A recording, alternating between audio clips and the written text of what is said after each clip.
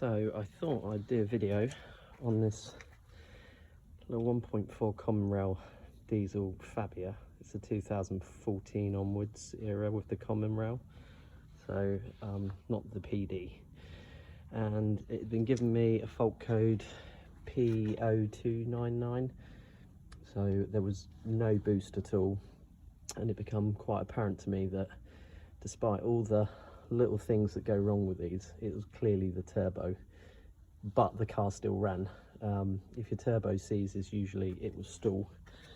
This ran fine. So looking online, I couldn't really find much information about these because I don't think many people have worked on the CUTA engines, as this would be called. It's a CUTA code, which is 105 horsepower, but it is pretty much the same as a CUSA and a CUSB engine code.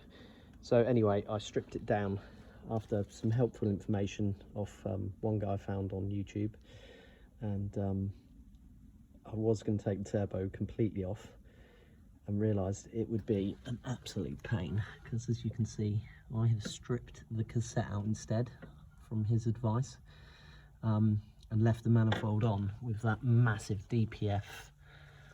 I mean, sensors everywhere. There is the one I've seen stripped on YouTube, actually they had the subframe out, drive shaft, the cam belt cover was off for some reason, all these sensors, all these pipes, and it just looks like you could just end up with more problems when you put it back together.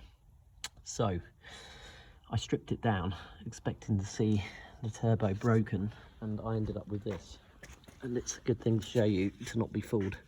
So you can see it there. Not too much play, quite nice. The impellers admittedly don't look great, but I thought, oh no, this is a different problem. It isn't the turbo, you know, because as much as they're knackered, they're not going to stop it boosting completely. Anyway, when I decided to remove it,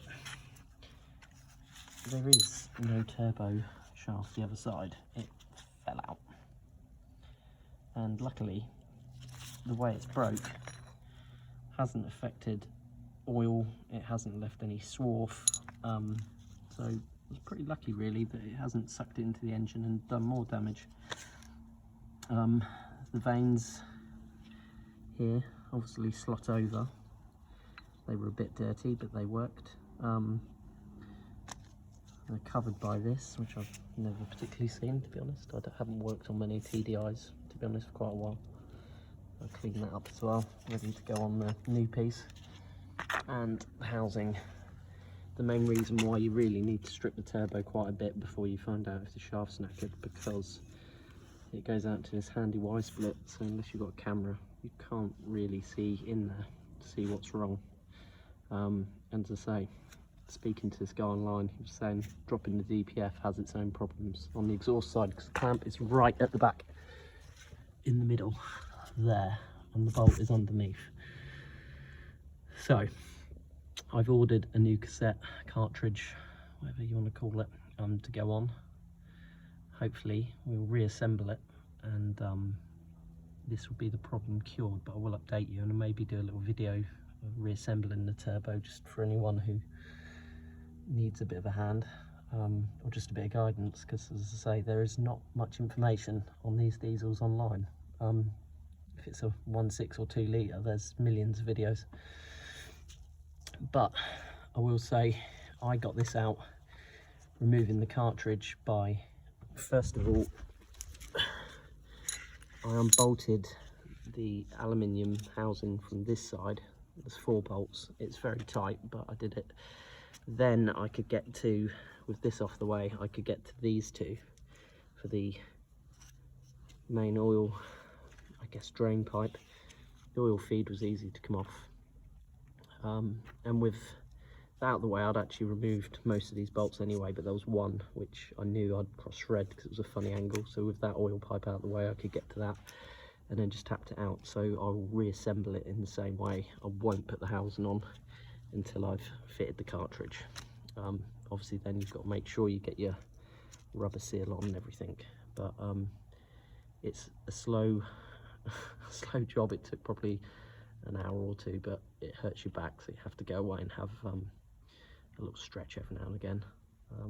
But yeah, if you want any more info, give us a shout. I'll happily help you. I'll point you in the right direction if you are looking at removing the turbo from yours. But this car's done 185,000, so I guess it's well due for a turbo anyway. You know, causes of why this has gone, it's beyond me, to be honest, but you know, the oil's been changed regularly. To me, I just think it's general wear and tear. You know, I've checked the intercooler or charge cooler for any swarf or anything which has gone round, because obviously these being damaged have happened for a reason, but I can't find any particles lodged in there. So when I drain the oil, I'll put a magnet in there and see if there's any bits in the bottom of the oil. Hopefully not, but I don't think there should be. Hopefully this is just from a foreign body going in at some point in the past, because they did say it wasn't, you know, particularly fast even when it was running right, and that wouldn't be helping it boost right at all. So but yeah, all right, I hope you find this video helpful. As I say, it is just, once the airbox is out of the way, it's removing all these little pipes. I will say, these rubber hoses you just barely can get off, so the ends which they push onto actually have bolts to the turbo, so it's easier to unbolt it from there and remove it afterwards, because there is just no space on this car. But yeah, hit me up if you need any advice, and I'll sure, if I can help, I'll give you it. Thanks.